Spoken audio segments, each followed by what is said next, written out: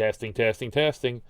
Hi, Ed Nile here, author of the Iron Shield Chronicles, starting with Iron Strife and Iron Valor, Iron Exiles, Iron. You know what? There's 6 books. Okay, there's 6 books in the series. I'm gonna get the plug out of the way so I can get to today's topic. 6 books, all on Amazon and Kindle and Kobo.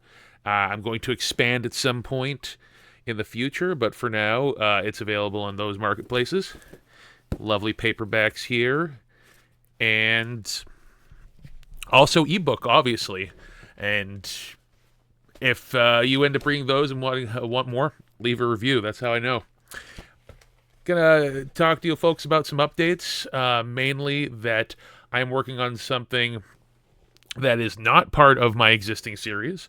I am finally delving into an epic fantasy, and it's kind of something near and dear to my heart.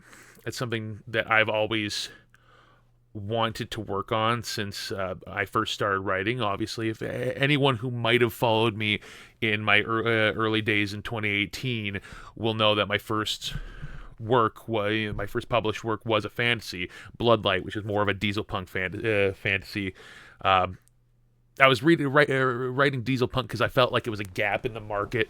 Felt like we have flintlock fantasy and we have steampunk, and I wanted kind of a more of a gritty World War One style technological feel, and that's what Iron Shield essentially is. What if you took elements of stuff like the American Civil War and World War One, and I had been reading a lot of military history, and what if you took that and added big stompy robots? So that's why you've got soldiers using cavalry sabers that are the keys to start the engines on their big diesel powered mechs or war suits. And I was working on that for the last 5-6 years. I've been doing these diesel punk books, and I really love it, but there was always this fantasy book kind of just resting inside me, and there's a lot of false starts. Any one of you out there who writes will know the tendency towards false starts with a big project. At least anyone who shares my kind of process. I will begin a book. I will start with the first kind of few chapters that I'm aware of, where I know the direction, and then at some point I'll reach that first snag and I won't have a clear idea in my mind of where to get across that. And this can happen in the outline. This isn't just a Panzer problem. I've had this happen in just the outlining process when I've tried to outline things. My later books in the Iron Shield Chronicles suffered, back when it was the Iron Shield Saga, suffered greatly from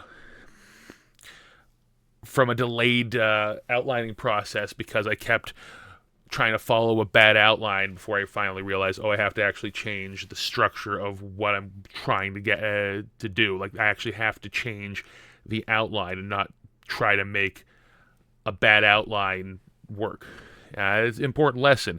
If your outline sucks, if your outline leads you to scenes and chapters that you find boring, no amount of forcing your way through it just because it makes sense in the story is going to fix things. You got to make it interesting. You got to add that spice. You got to add, that little flavor of whatever it is. In my case, it was just, put more mech fights in every opportunity and just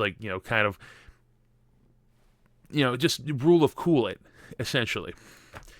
So anyways, I had a lot of false starts with this fantasy novel that I have finally completed. I finally have the first couple of drafts done of an epic fantasy, and this is something I've been working on since I was about 18. When I was 18 years old, I'm going to go wax a little bit personal. I'm 34 now. I was 18 years old in a homeless shelter.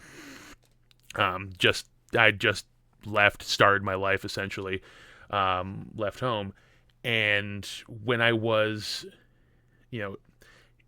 first couple nights in the shelter, of course, I didn't have a lot of the stuff I typed up before. I was kind of starting new, and I had lost a lot in the process of leaving. I'd lost a lot of the writing I had before. I got some of it back, but this is stuff from when I was like 15. It was terrible. And I start scribbling in a little notebook, and I start scribbling the inciting scene for what became this series, which is called this book, which is the first part of what I'm calling the Xaidra Cycle. And it went through a bunch of names before that, but when I was 18, I have this idea of a big epic fantasy involving a pantheon of different gods and the people who kind of have to live and worship these deities. And, none of this is going to sound new to any of you epic fantasy guys. I think if Stormlight Archive is any example, every author, epic fantasy author, every fantasy author period has some grand epic, with this huge scope and a bunch of gods and deities involved. We all have one of those in us. Just like kind of every fantasy and sci-fi author seems to have some kind of interconnected universe brewing in the back of their heads. Whether that's a good idea to actually pursue or not, you can decide. But this is the Xaidra Cycle is mine. It's my baby. It's my, really kind of long-standing story idea that kind of just keeps coming back, no matter how many other things I'm working on.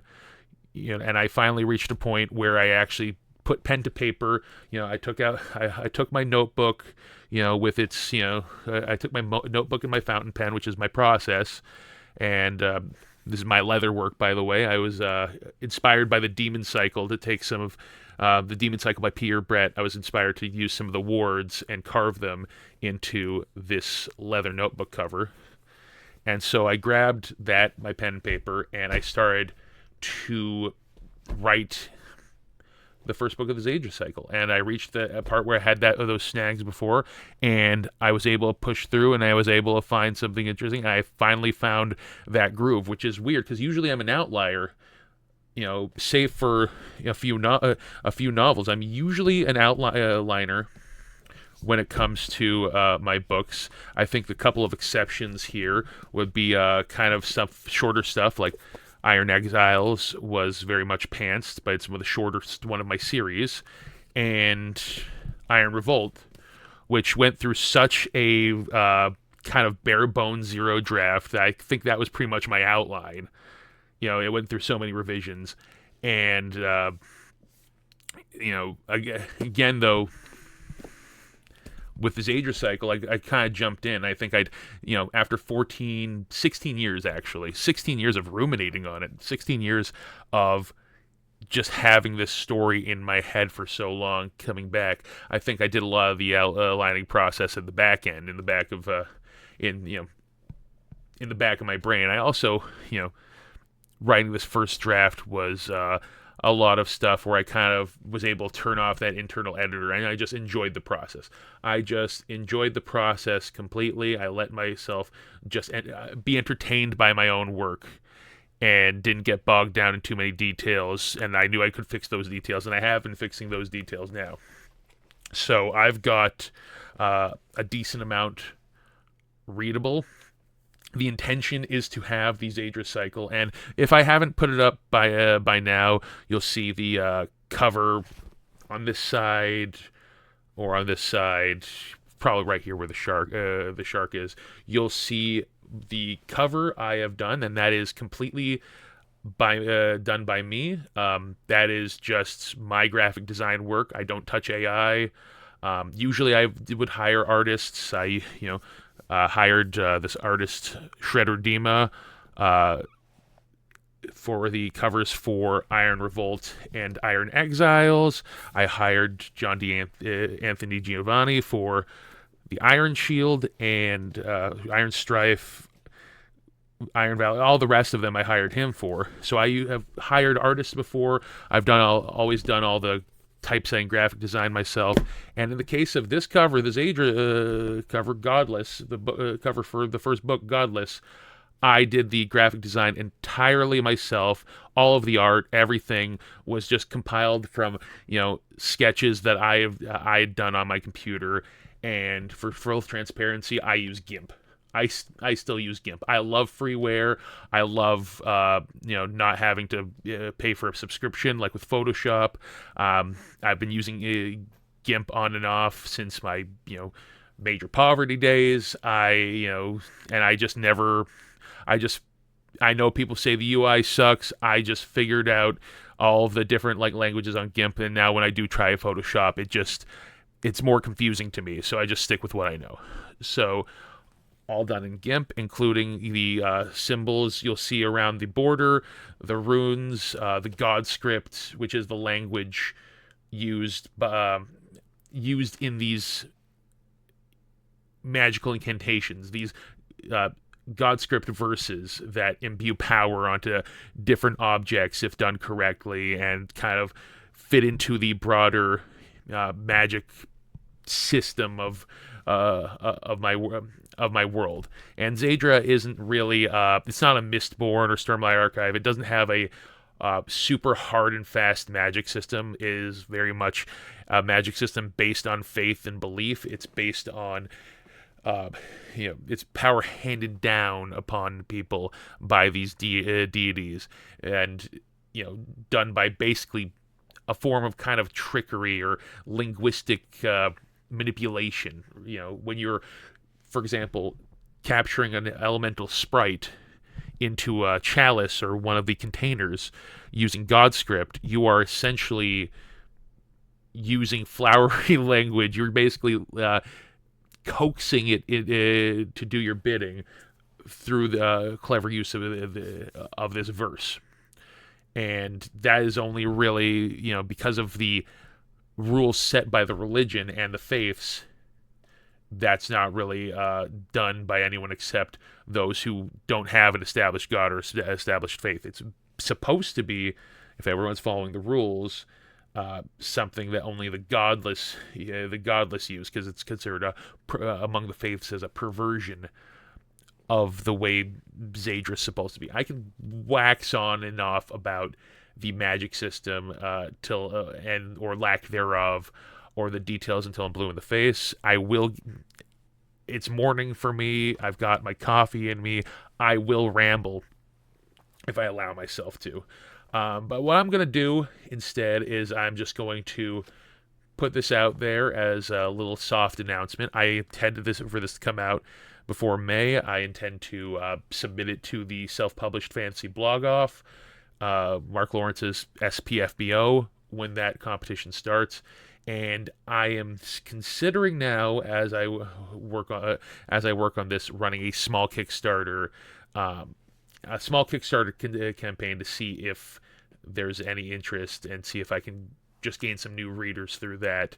We're not talking about anything huge, probably a $500 campaign with some incentives, like you donate or back it with with a $5 backing, you get the ebook, obviously, and if you back it at any more than that, probably an acknowledgement somewhere in the book itself, stuff like that. I have looked at custom printing for special editions for hardcovers. We'll see, but that I'll make a formal announcement about that. I don't like scripting my stuff. It just feels inorganic to me. So when I make these videos, I'm generally like to be more off the cuff. I don't think it's probably not the best idea, but that's just how I do things. So what I will leave y'all with is I'll attach a chapter reading to the end of this video. So I'll fade out. We'll get into chapter 1 of Godless, book 1 of the Xaidra Cycle. Now, this is still, in its pre-release form. Stuff could change, but not much. It's pretty solid at this point. At this point, it's pretty much what's going to go to print, barring any huge flaw I might find later. So, if you enjoy that, let me know in the comments. Like and subscribe. I've got like 19 subscribers right now, so So anything helps. If you are interested in fantasy and sci-fi, go check out my books. And with that, here's chapter 1 of Godless. Take care. Peace out.